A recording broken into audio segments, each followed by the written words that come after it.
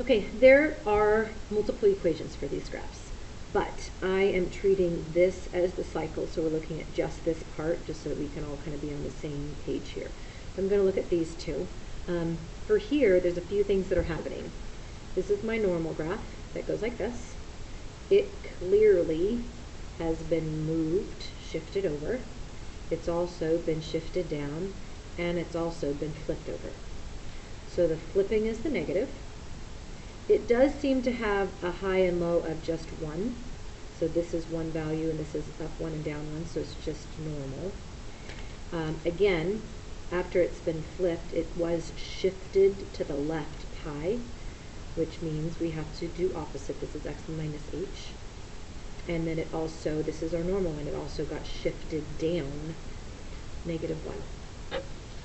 Looking at this one here, same thing. It did get flipped upside down, but in this one, it is shorter. This is only a half that's going up and a half that's going down.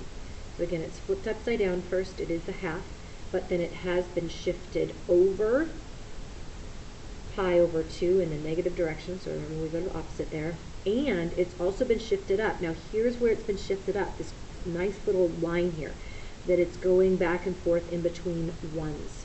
So the whole thing has been shifted up 1. You have to be careful. There's lots of dots that you can look at, but we want to know, instead of 0, what is it instead?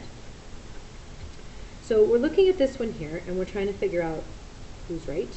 So for this one here, it says it's been shifted up on both of them, and I would agree with that. This is definitely our new line here at 1. So that seems to be fine, and that seems to be fine.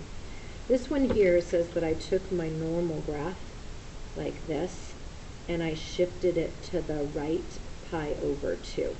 And you see that seems like that definitely is an option that seems to work just fine. The other one says I shifted it up, so I'm shifted, and I moved it to the left pi over 2 and then flipped it upside down, and check that out. Do you see that that's exactly the same? Isn't that cool? So there are some different options for that. I could have done something like this and shifted it way over here and said shifted it up, but then shifted it all the way over here to 3 pi over 2. I could have shifted it way over here at like 5 pi over 2, like something way over here. So there's a lot of different options.